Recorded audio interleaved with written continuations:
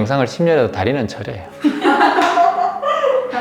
그래서 내 생각이 10분 이상 똑같은 생각이 반복된다면 반드시 선생님은 너무 위험한 부분에 이 부정면이 있기 때문에 부모가 선택을 해야 된다. 신장을 잃을 각오로 이제 학부모님들 입장에서는 어느 학교에서는 보조식이 몇 번 나왔다. 그러니까 저는 이제 관점이 틀린 거죠. 주 메뉴에 포인트를 두는 거고 알레르기나 그런 학생들이 있기 때문에 그 보조식 하나 고를 때 더 엄청나게 저를 괴롭히는 거예요. 그래서 작년에 정말 많이 힘들었어요. 그거를 참 사실 나는 아이들에게 좋은 걸 먹이고 싶고 아이들의 건강을 위해서 내가 돌보고 싶지만 학교에 예산은 또 있고 그리고 또 코로나 된 여러 가지 문제도 있고 그럴 때 이제 사실은 내가 추구하는 이상과 그리고 현실과 맞닥뜨리게 되잖아요. 그럴 때마다 이 자괴감도 느껴지고 내가 이 일을 계속 해야 하는가 이런 생각도 들고 이왕 하는 일에 보람을 느끼고 사람 아이들에게 도움이 되면 더 좋은데 어쩔 수 없는 시대적 환경을 통해서 내가 거기에 맞춰야 될 때 사람 마음은 힘든 경우가 굉장히 많습니다. 특히나 직장을 다니는 경우가 더 그렇고 그래서 사람들이 자꾸 자영업을 하려고 하고 사업을 하려고 하는 이유도 그렇습니다. 그런데 중요한 것은 그 일을 그만두고 내가 사업을 하더라도 물건을 주고받는 것이나 손님과의 관계 그리고 도매업과 소매업과의 관계 이런 관계 때문에 이런 상황이 계속해서 일어나더라고요. 제가 볼 때는. 그래서 여기서는 내가 이 일을 한다고 조리사 일을 한다고 학교 일을 한다고 또 내가 개인적인 사업을 한다고 백수로 있어도 사람과의 문제가 또 이렇게 생기더라고요. 그래서 저는 이제 거기에 관점에서 가장 중요한 거는 중도라고 봐요. 중도. 내가 지금 아이들의 너무 건강에 치우치고 있지 않은가. 또 너무 학교에 대한 이 예산에 대해서 너무 집착하고 있지 않은가. 학부모들의 관습에 너무 하나의 상담 하나에도 컴플레인 하나에도 내가 너무 민감하지 않은가. 또는 이 다른 조리사 선생님과의 관계에서 내가 너무 에너지를 소모하고 있지 않은가. 끊임없이 중도의 마음을 지켜나가야 돼요. 그래서 중도라는 게 제일 힘든 거예요, 사실은. 근데 중요한 것은 뭐냐면 내가 이곳에 치우치고 있다라는 생각을 본인이 탁 느낄 때가 있어요. 그때 탁 알아차림해야 돼요. 그때는 바로 명상을 하셔야 돼요. 내가 지금 뭔가에 치우치고 있다. 학부모들의 말 한마디에 계속해서 생각이 올라올 때 있어요. 조리사의 말 한마디에 생각이 올라올 때 있어요. 교장 선생님이 지시 하나에 스트레스가 받을 때 있어요. 그러면 이게 금세, 저 같은 경우는 그런 스트레스가 딱 왔을 때 금세 사라지거든요. 호흡 한 번으로. 근데 그게 한 1시간 정도 유지되든가 30분 이상 그 생각이 계속 유지되면 그때는 명상을 무조건 하셔야 돼요. 화장실에 가서 하시든 아니면 잠시 걷기를 하시든 아니면 집에서면 절을 108배를 한번 18분 동안 해보시든 반드시 방향을 바꿔주셔야 돼요. 우리의 감정은 몸에 따라서 흘러가거든요. 생각이 많아지고 그러면 갑자기 몸이 굳게 돼요. 스트레스를 받게 되면. 그럼 머물게 돼요, 자꾸. 그래서 그 생각을 하게 돼요. 생각을 잃어보려고 게임을 하고 드라마를 보더라도 그걸 볼 때만 살짝 잊어버리고 그거 또 없어지면 또 생각이 또 일어나거든요. 그럴 때는 몸을 가만히 있지 말고 움직이는 게 좋아요. 그래서 걷든가 빠르게 걷든가 절을 한다든가 아니면은 움직이면 어떻게 돼요? 빠르게 움직이면 호흡이 가빠지죠. 호흡이 활성화가 되죠. 빠르게. 그래서 앉아서 움직일 수 없는 곳에서는 화장실에서든 코를 깊게 숨을 들이마시고 심호흡을 하시는 거예요. 그래서 하늘을 바라보든 어깨를 펴서 숨을 한번 쭉 들이마시고 후 내쉬는 간 3번 정도 하든. 그래서 내가 지금 이 생각이 10분에서 30분 이상 더 지속된다. 그러면 반드시 멈춰야 돼요. 그러면 그건 하루를 가요. 잠잘 때도 그 생각이 일어나요. 맞아. 내일 아침에도 그 생각이 또 일어나게 돼요. 왜냐하면 생각은 업을 만들고 자꾸 고리에 연결고리를 만들기 때문에. 그래서 생각의 뭉텅이 속에서 있으면 안 돼요. 그래서 빠르게 내 정신을 변화시킬 수 있는 방법. 그건 내 몸의 근육을 움직인다. 숨 쉬는 것도 폐의 근육을 움직이는 거거든요. 똑같단 말이에요. 호흡을 한다든가 빠르게 걷는다든가. 그래서 보통 우리가 많이 먹잖아요. 몸을 움직이는 거거든요. 위장, 그래서 생각을 없애는 거거든요. 그래서 그거는 살찌잖아. 그래서 가능하면 좀 줄이고 적당하게 먹고 이제 몸을 움직이고 걷고 쓴다든가. 제가 그래서 필사책 쓰라고 하잖아요. 좋은 얘기들 쓰고. 아니면 귀에 좋은 귀전의 말씀이라든가 명상의 말씀을 들으면서 이걸 말로 되뇌인다든가. 평상시에는 내가 나를 사랑한다, 매일 좋아진다 이런 말을 할 기회가 없어요. 그래서 기점 명상을 듣든가 명상의 말씀 들으면서 이걸 되뇌이는 거예요. 되뇌이면 어떻게 돼요? 호흡이 소통이 돼요. 말을 하면 소통이 된단 말이에요. 호흡이. 근데 가만히 있고 보통 몸이 굳고 스트레스 받는 사람은 가만히 있어요. 이렇게 눈만 돌리고 자꾸 이렇게 한단 말이죠. 그 생각에 빠져 있는 거예요. 그러니까 심장 활동도 안 되고 호흡은 가빠지고 호흡은 산소는 적게 들어가고 몸은 굳고 피는 안 통하고 손발은 차갑고 눈은 따갑고 머리는 아프고 이게 끊임없이 반복돼. 그래서 이게 그럼 어떻게 되겠어요? 그 반복되는 게 굳어진단 말이에요. 자꾸. 이게 업이거든요. 습관이거든요. 그러면 작은 스트레스에서도 계속해서 이런 업이 반복된다고 습관이. 그러면 나는 그런 삶의 굴레 속에 살아가게 된다고. 그러면 이제 나는 스트레스 많은 사람이에요. 생각이 많은 사람, 고민이 많은 사람. 그래서 내 생각이 10분 이상 똑같은 생각이 반복된다면 반드시 몸을 움직이고 호흡을 깊게 하든가, 화장실에 가서 거울을 보고 호흡을 한다든가, 세수를 한번 한다든가, 머리를 한번 빗는다든가, 아니면 스트레칭을 한다든가, 잠시 명상, 요가를 한다든가 반드시 바뀌어주셔야 돼요. 이해되죠? 그래서 그건 있는 건 당연한 건데 그것에 선생님께서 그 스트레스에서 멀어지는 방법을 이걸 통해서 하셔야 된다는 거예요. 근데 제가 가장 힘든 건 억지 민원, 존중하지 않는 말투. 그 억울함을 이루 말할 수가 없죠. 저 오늘 이제 쇼츠 짧은 거 올려놓으니까 댓글이 요즘 엄청 많이 달려가지고 사람들이 네가 뭐 아는데 그런 말 하노? 이상한 거 모자 덮어 쓰고 말이야. 핫바지 같은 거 입고 똥싼 바지 입고 네 뭔데 그렇게 네가 뭐 스님이냐? 이렇게 대부분 댓글도 한 5개 넘게 달렸어요. 그런 달. 야이야 개똥 같은 철학이다 야이야 이렇게 적혀 있는 것도 있고 오늘 보고 막 그냥 마음에 팍팍 충격이 막 팍팍 오겠죠. 이렇게 그렇게 이제 매 순간마다 저는 이제 공인이기 때문에 많은 이제 사람들의 댓글을 수시로 그거는 민원하고는 달라. 민원은 했습니다. 그렇습니까? 이렇게 존댓말은 쓰지. 여기서 이 개똥 같은 철학을 하고 있는 인간이 이렇게 이제 막 적혀 있단 말이에요. 그걸 들으면 어떻겠어요, 저도. 아무도 연관성도 없고, 이 사람이 나에 대해서 아는 것도 모르고, 그 짧은 영상이니까 그 말의 앞뒤를 자르다 보니까 임팩트 있는 말만 하니까 나의 사고가 그렇게 정해진 것처럼 보이지만, 결국은 그 안에 전체를 들어보면 안 그런데. 저는 어떤 말이냐면 선생님 처음에 오셨을 때는 선생님 너무 맛있었잖아요. 근데 지금 왜 그러세요? 그런 식으로 너무 공격적으로. 그러면 그렇게 해야지. 왜 이렇게 맛이 없어요? 처음에 맛있었는데 선생님 왜 그렇게 뭐 실력 떨어졌어요? 그렇게 내가 나이가 들었다 보니까 입맛도 시원치 않고 선생님 노력하겠습니다. 이렇게 얘기하면 되지. 아니, 저는 이제 그렇게 하면 될 줄 알았습니다, 어머니. 조금 더 신경 쓰겠습니다 하면 될 줄 알았어요. 더. 그러니까 굽히는 자세와 네. 이 사람의 말을 이해하고 담는 자세, 대화법이 지금 부족하네요. 딱 보니까. 그러면 이렇게 하셔야 돼요. 어머니 맛이 없으셨어요? 이렇게 질문을 해야 돼요, 먼저. 수긍해버리면은 내가 잘못한 사람이 되잖아. 대화법에서. 여러분들에게 누군가가 나에게 이걸 막 닥달했어. 나는 안 그런 것 같은데 그 사람은 그 사람 생각이고 입맛이잖아. 그리고 그 사람은 화가 일어났기 때문에 그 말을 하는 거거든. 근데 그걸 화로 받아들이면은 싸움이 일어난단 말이야. 또 선생님 입장에서는. 그러면 무조건 그래서 맛이 없었나요? 죄송합니다. 이렇게 하면 내가 맛이 없는 음식을 만든 것처럼 돼버리잖아요. 나는 그게 아닌데 그러면은 내 자존감도 떨어지잖아요. 스트레스 받잖아요. 그럴 때는 이 사람에게 다시 한번 질문을 해야 돼. 질문을 해야 돼. 어떤 게 맛이 없으셨어요? 라고 구체적으로 해체를 하고 그 사람이 생각해 볼 기회를 줘야 돼요. 무조건 잘못 해석하면 내 음식 전체가 맛이 없었단 말이에요. 그러면 맛이 없으셨어요? 질문하는 거예요. 그러면 그럼 맛이 없었어요. 그러면 대답하겠죠. 그러면 어떤 게 맛이 없으셨나요? 물어보는 거예요. 그러면 이 사람 또 생각하거든요. 뭐가 맛이 없었지? 뭐 소세지가 맛이 없었나? 콩나물이 맛이 없었나? 간이 좀 안 됐나?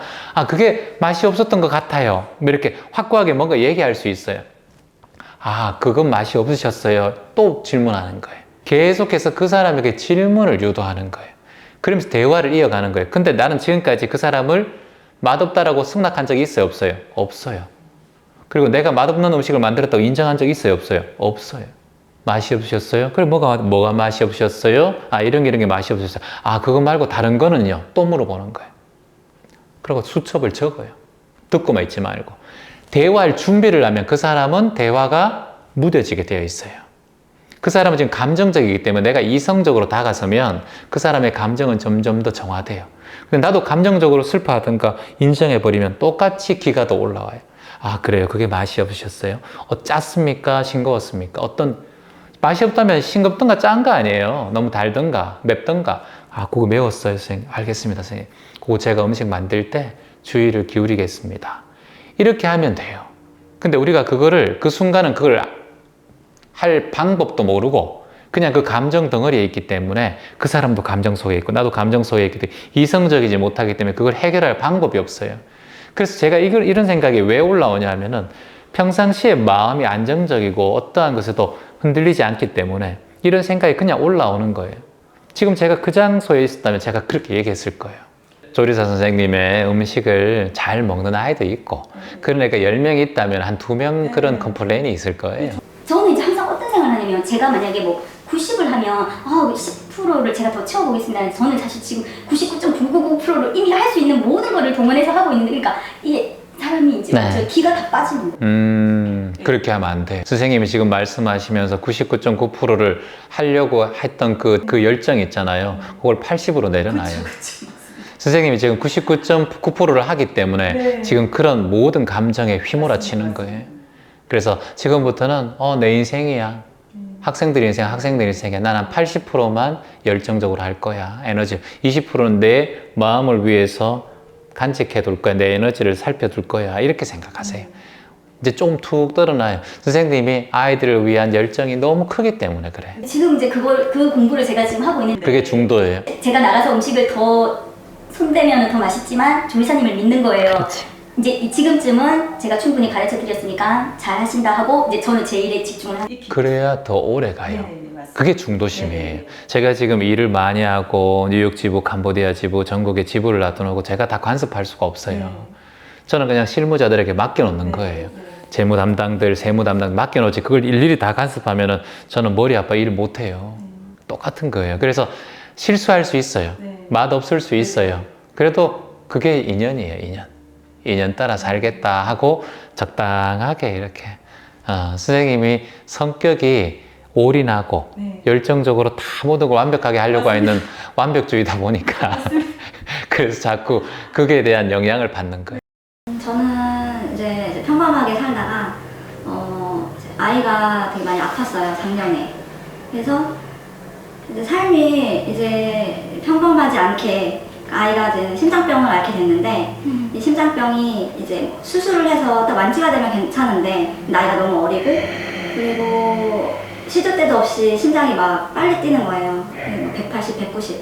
그러면은 우리가 할 수 있는 거는 애를 업고 응급실을 가야 되거든요. 그래서 주사를 맞으면 다시 심장이 다시 원상태로 오는.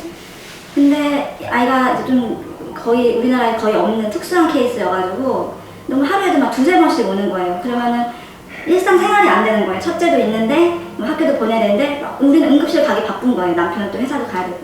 입원도 되게 많이 했어요. 이제 서울대에 입원을 많이 했는데 되게 교수님이 이런 경우가 좀 흔치가 않다. 그러면서 약을 이것저것 막 써보면서 입원도 뭐 한 달에 2번씩 할 때도 있고 그러니까 생활 자체가 평범하게 되지 않았던 거죠.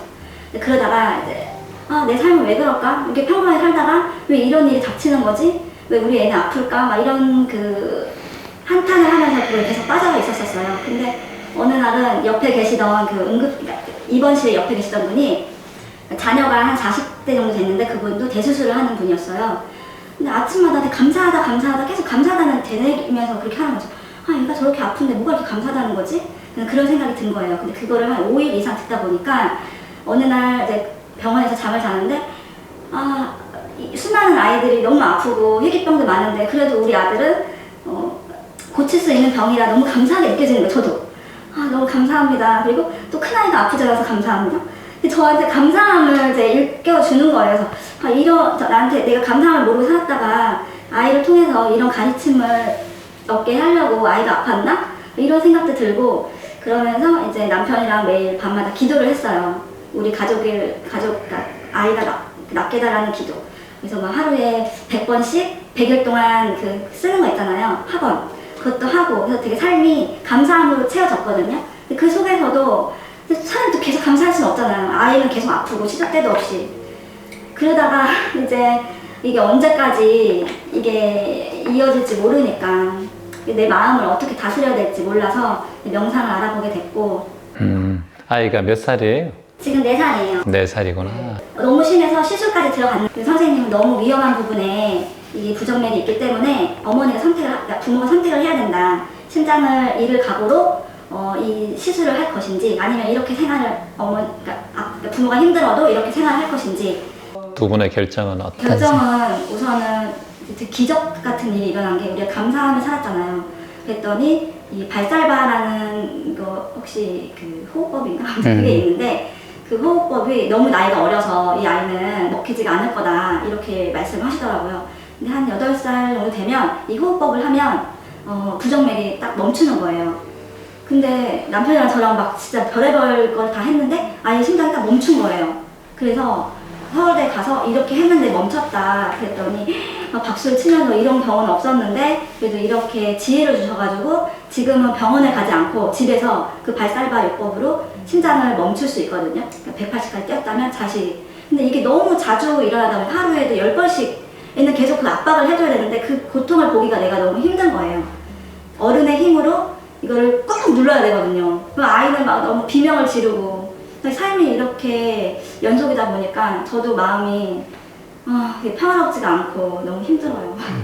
그래 참 이런 또 아픔을 가지고 계시는 또 분이 차라리 내가 아프면 좋겠다 이런 생각을 수없이 많이 할 텐데 4살짜리 자식이 그렇게 심장이 힘드니까 얼마나 또 그게 또 엄마 아빠의 또 노력으로 좋아지기도 하고 또 아프기도 하고 그렇게 되보면서 마음이 참 여러 가지 생각들이 올라오겠습니다. 큰애는 괜찮고? 네, 근데 그 아이가 둘째가 그러니까 그 병을 몰랐을 때는 첫째에 대한 기대가 되게 컸어요. 이것도 잘해줬으면 좋겠다. 계속 이제 애한테 계속 하라고 강요를 하는 거예요. 근데 둘째가 아프나니까 그런 게 다 필요 없는 거예요. 그냥 있는 그 딱 깨달음을. 그 아이는 반드시 좋아져요, 선생님. 정말 좋아져요.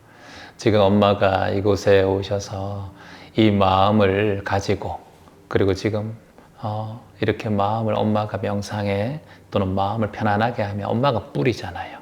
줄기는 조금 약할 수도 있고 열매는 좀 약할 수 있어요. 양분이 좀 덜 갈 수도 있고 어떤 열매는 크게 열리고 어떤 열매는 좀 작게 열릴 수 있어요. 근데 뿌리가 튼튼하면 언제나 이게 연결되어 있단 말이죠. 근데 엄마가 흔들리고 신념이 흔들리면은 이 열매가 자꾸 더 작아진다고요. 그러니까 딱 한 가지만 이 아이는 반드시 치유된다. 내 아이는 반드시 치유된다.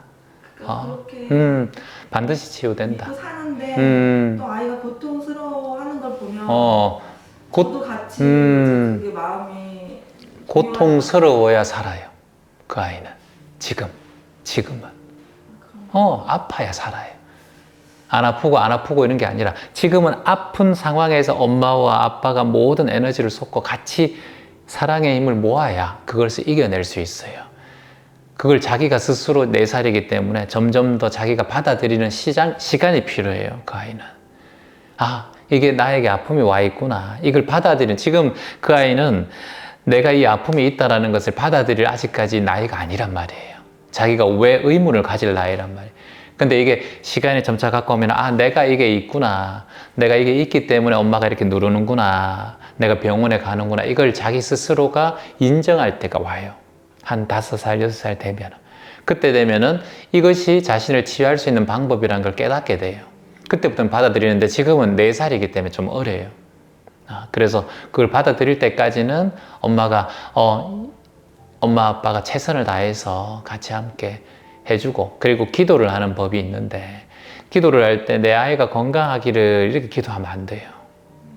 어떻게 하냐면, 이 병원 다니잖아요. 병원에 가면 이 병원에 계신 모든 존재들이 건강하시기를, 또 세상에 심장병을 앓고 있는 모든 아이들이 빠르게 회복하시기를, 이렇게 전체를 보고 기도해요. 교회를 믿어요? 저를 믿어요? 어디 믿어요?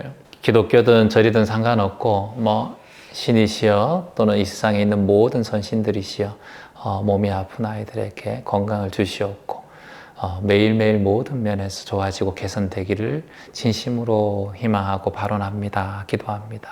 이렇게 하고 내 아이를 꼭 껴안아주고 그러면 그 아이의 모든 이 하나이가 아니라 기도의 힘이 전체 인류의 힘으로 커진단 말이에요. 그게 기도의 힘이에요. 내 것만 생각하는 기도의 힘은 요만한 힘이에요. 그래서 세상의 모든 아이들이 이렇게 내 눈에 보이는 모든 존재들이 특히 아이가 아프니까 그렇게 하고 그리고 지금 아이가 아프든가 이렇게 통증이 올 때 엄마는 어떻게 해줘요? 아빠는 어떻게 해줘요? 이게 부정맥이라는 게 딱 부정맥이 오는 거잖아요. 그런데 그게 증상이 없어요. 그러니까 우리가 꼭 그거를 심장을 대보고 체크를 해봐야지만 알 수 있는 거거든요. 그러니까는 시도 때도 없이 걔를 계속 관찰하고 이렇게 체크하고 심장을 대는데 얘는 너무 걔 싫은 거예요. 내버려 뒀으면 하는 그런 마음이거든요. 왜냐면 우리는 계속 불안해하고 있으니까 애가 왔으면 빨리 캐치를 해서 발사발을 해줘야 되는데 애는 자꾸만 이거 체크하는 것도 그래, 그게 이제 체크하는 게 지금 수동적이잖아요. 아이는 계속 받고 있는 입장이고 엄마는 능동적으로 자꾸 하지만 그걸 아이가 능동적으로 할 수 있는 방법을 키워야 돼요. 아이한테 표현하게 해줘요. 표현하게. 뭐 장난감 같은 걸 가지고 얘기한다든가 어떤 이 인형 있죠, 집에. 인형을 가지고 아이 앞에 들고 가서 이렇게 인형이 지금 숨을 못 쉬어 어떻게 해줘야 될까? 그러면 애가 이거 누르면 된다고 이렇게 자기가 할 수 있게끔 이런 힘을 자꾸 보여주세요. 그러면 자기가 숨을 못 쉴 때 이 인형을 통해서 또는 동물을 통해서 이렇게 치료하는 효과들이 있거든요. 그래서 아이한테 수시로 아이가 이렇게 인형이 있다면 우리 곰돌이가 숨을 못 쉬네 어떻게 할까? 우리 애기야 어떻게 할까? 이러면 이렇게 하면 돼. 자기도 이게 이제 내 몸이 지금은 이게 거부감이 있잖아요. 근데 인형을 통해서 하면은 인형은 내 거고 항상 이렇게 안고 자는 거이기 때문에 자기들이 터치해보고 한단 말이죠. 그러면서 자신의 이 쌓인 것을 풀어요. 애가. 자기도 눌러보고 하는 거예요. 그 감각을 키워주셔야 돼요. 지금 오로지 자기는 수동적이잖아요. 받는 입장이기 때문에 자기도 누구를 아프면 살릴 수 있고 이렇게 하면은 이 인형을 깨울 수 있다라는 것을 본인에게 느껴줘야 돼요. 이거는 지금 자기한테는 고통밖에 없어요, 지금. 근데 이게 삶을 유지하는 방법이다라는 걸 알려주고 이게 재미있는 하나의 활동이다. 병원 놀이다라고 생각하게 해주세요. 병원을 무서워할 필요도 없고. 병원 놀이 하는 거 이렇게 해가지고 인형 같은 거 하나 사가지고 이렇게 해서 심장 쪽에 여기에 이렇게 하트나 이런 거 딱 붙여가지고 스티커 같은 거 딱 붙여가지고 우리 들고 가서 이게 갑자기 힘드네, 심장이 빠르게 뛰네 하면서 어떻게 할까 우리 애기 하면 이렇게 하면 된다고 해주고 본인도 그렇게 할 때는 본인이 스스로 엄마를 부르게끔 지금은 자기가 할 수 있고 무조건 수동적이기 때문에 더 힘든 거예요. 자기가 뭔가를 하고 있다는 걸 자꾸 할 수 있다 해주세요. 이게 삶의 하나의 줄거리 속에 있는 테마다 지금 이게 하는 것이.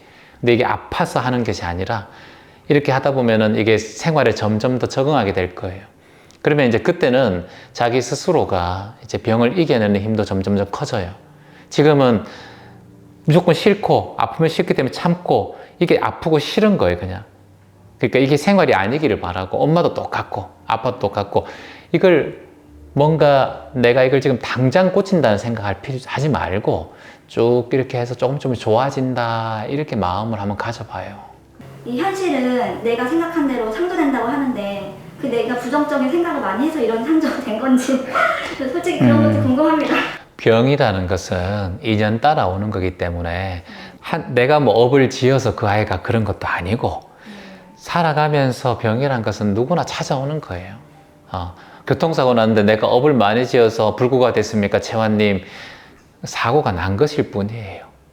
여러분이 걸어 다니다가 우연찮게 개미를 밟을 수도 있는 거고 뭐 하다가 누구를 이렇게 뭐 벌레를 죽일 수도 있는 거고 그걸 고의로 죽였다 뭐 했다 이렇게 생각할 필요 없고 인연 따라 나에게 온 것이기 때문에 그것을 자꾸 생각할 필요 없어요. 이미 왔기 때문에 그것을 바꿀 수 있는 거는 내 마음이기 때문에 온 것에 대해서 더 이상 과거에 집착하는 마음이에요. 그게 과거에 집착할 필요 없단 말이에요. 내가 옛날에 뭘 잘못했나? 내가 다른 생각을 해서 아이가 이렇나? 이거는 과거에 자꾸 머물러 있기 때문에 앞으로 나가는 힘이 자꾸 퇴보돼요.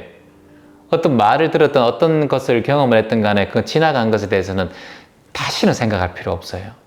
나는 지금 오롯이 지금 이 순간이에요. 그걸 인과니 과보니 그런 거 생각할 필요 없어요. 그러면은 그때 자꾸 퇴보하고 자꾸 마음이 부정적인 마음이 생긴다고. 지금 이게 왔으면, 내 앞에 왔으면 이게 현실인 거예요. 그냥 이게 무엇 때문이다 생각하지 말란 말이에요. 근데 왜 인과를 생각해야 되느냐? 앞으로의 삶에서 지금 내가 이 부정적인 생각에 이어지면은 그게 더 부정적인 일이 생기기 때문에 자꾸 인과를 얘기하는 거예요. 이미 생겨난 것은 인과를 얘기하면 안 돼요. 딱 씨앗은 뿌려졌으면, 내가 열알을 뿌렸으면 5알밖에 안 나면 이 5알 가지고 잘 키우면 되는 거예요. 아, 내가 열알을 뿌렸는데 왜 5알밖에 안 나, 밀알이. 이렇게 생각하면 이미 이 5알마저 퇴보된단 말이에요. 그러니까 마음 공부하는 사람은 매 순간 지금 이 순간만 생각해야 돼요. 뭐 생각할 필요 없어. 지금 이 순간 내 아이는 지금 살아있잖아. 내 아이는 지금 병원에 혜택을 받고 있잖아. 내 아이는 지금 호흡법을 하면은 아이가 좋아지잖아. 이것만 생각해. 그때부터 좋아지는 거야, 아이가. 이게 왜 이렇지? 내가 뭐 잘못 생각해서 그런가? 그러면 이게 아이가 그대로 마음이 그렇게 간단 말이에요. 그렇게 하면 안 된다는 거예요. 그래, 내 아이가 살았지. 오늘도 살았네. 눈 뜨고 살았네. 나도 오늘 살았네. 숨 쉬고 있네. 우리 아이 밥 잘 먹네. 고맙네. 웃게 해주고. 그리고 아프게 하고 난 다음에는 약간의 보상을 또 해주고. 어떻게 보상해줘요? 안아주는 사탕. 근데 그거는 이제 이미 습관이 돼가지고 하고 나면 사탕 달라고. 그래. 걱정하지 마요. 지금 엄마 보니까 아이는 건강해져요. 건강해져요. 제 말 믿고 지금 그대로 이 마음 가지고 지금 이 순간에 집중하면서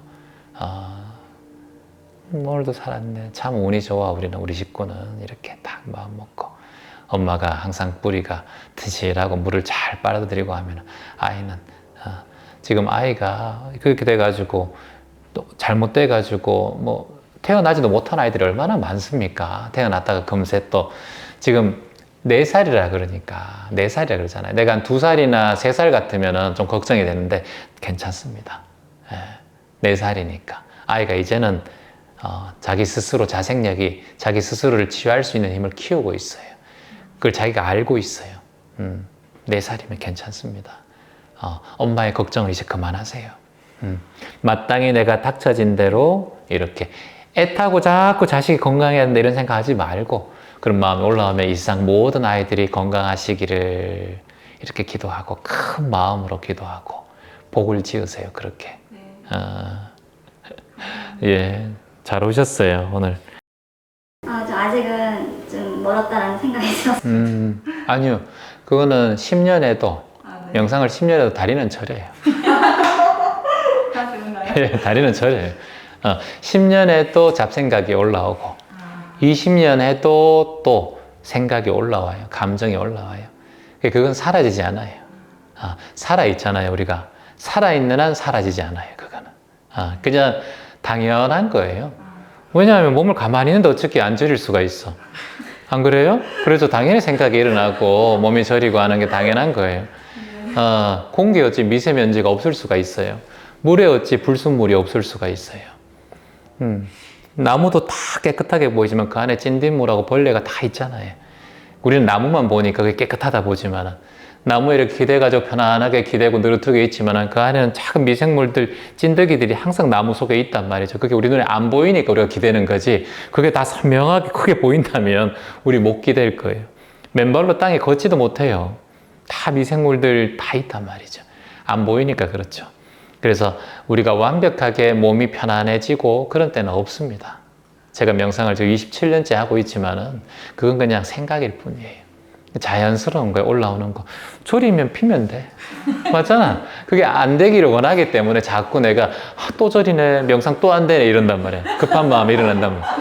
이해되죠? 그러니까 또 간지러우면 또 이렇게 간지를 끌기도 하고 이렇게 하고 저는 이제 집에 고양이 3마리를 키우는데 고양이 털이 이렇게 엄청 묻어요. 또 얼굴이 기름져가지고 떡 들러붙어 있으면 또 털이네 이러면서 이제 또 이렇게 하는 거지. 가만히 있다고 털이 있는지 없는지 모르는 게 아니에요. 다 알아요. 다 느껴지고 고양이 움직이는 거 다 느끼고 그래요. 그래서 명상은 신비로운 게 아니라 그냥 내가 지금 일상생활에서 다만 알아차리는 거예요. 털이 여기 있으면 털이 있구나 하고 그냥 이래 있다가 명상을 하다가 갑자기 이렇게 탁 떼어내면 명상이 무너져 버려요. 하다가. 그래서 어떻게 하냐면은 털이 있고 간지럽다면은 천천히 내가 간지럽구나라고 한 3번 정도 생각을 해요. 먼저 알아차려요. 우리가 여기 있는데 갑자기 이렇게 하면은 다 깨져 버린다는 거예요. 그래서 여기 지금 털이 묻었구나, 간지럽구나, 간지럽구나, 간지럽구나 하고 코로 숨을 천천히 들이마시면서 손을 이렇게 가요. 그리고 떼어내고 이렇게 하면 돼요.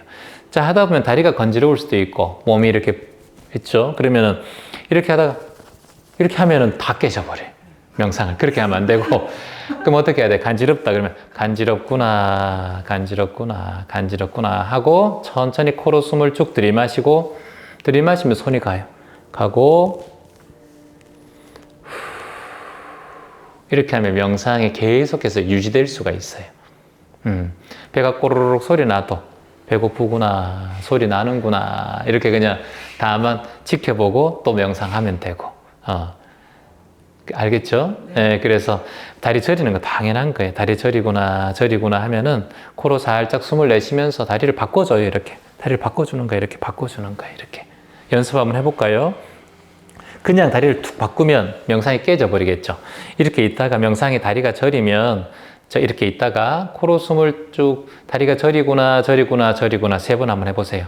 다리가 저리구나, 저리구나, 저리구나 하고 숨을 코로 천천히 들이마시면서 손이 가요.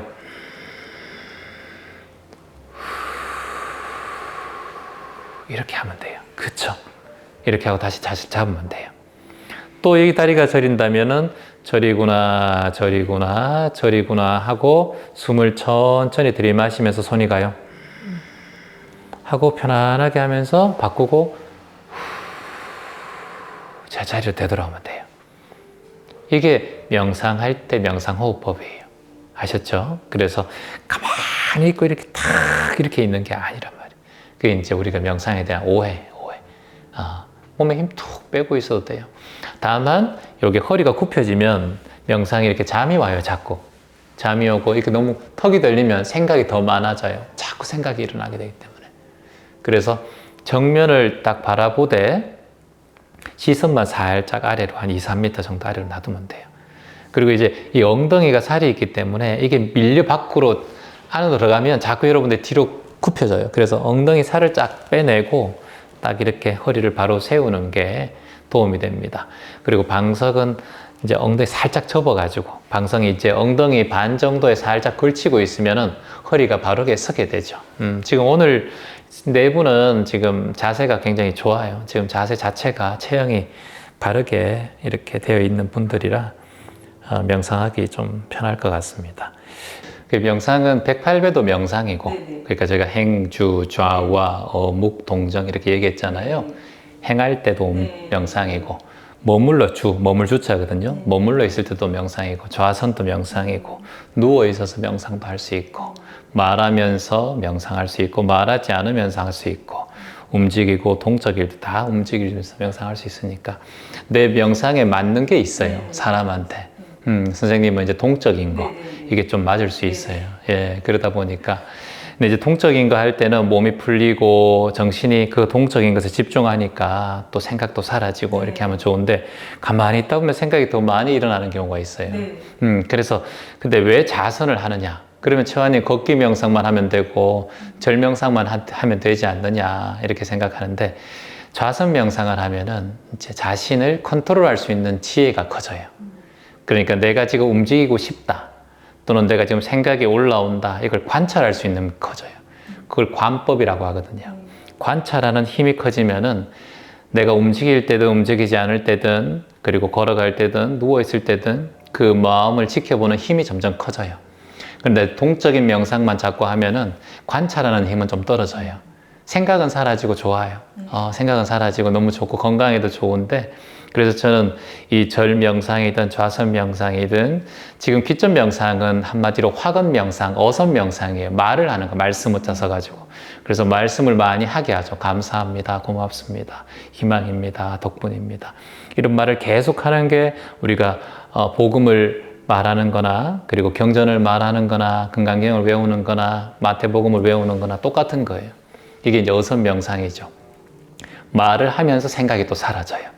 자꾸 감사합니다, 감사합니다, 감사합니다. 또는 뭐 할렐루야, 관세음보살 하면서 생각이 사라지잖아요. 그게 이제 어선 명상이에요. 그렇게 하는 경우도 있고, 경전을 읽으면서, 복음을 읽으면서. 근데 이제 좌선 명상을 왜 굳이 이걸 해야 되느냐. 이렇게 하면은, 요거는 관찰하는 법이 좌선 명상에서만 키워져요. 좀 많이. 다른 것도 좀 키워지지만 제일 많이 키워지는 게 가만히 있으면 내 온갖 생각과 사념들이 올라오기 시작하거든요.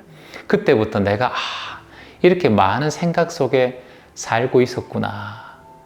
이렇게 생각이 들면서 이걸 관찰하는 힘이 커져요. 근데 절을 하면 몸이 힘들다 보니까 생각이 사라지기 때문에 이제 좀 덜하고 관찰하는 힘이. 그래서 좌선을 하루에 한 5분이라도, 오늘은 지금 거의 1시간을 했거든요, 저희가. 그래서 한 5분이라도 이렇게 그냥 리더하는 선생님의 말씀을 틀어놓고 그냥 호흡 들이마시고 내쉬고, 나중에는 혼자 지하철이나 버스 안에서도, 비행기 안에서도 혼자 들이마시고 내쉬고 이렇게 할 수 있도록 하면 좋죠. 절 운동 하시니까 건강에 좋죠.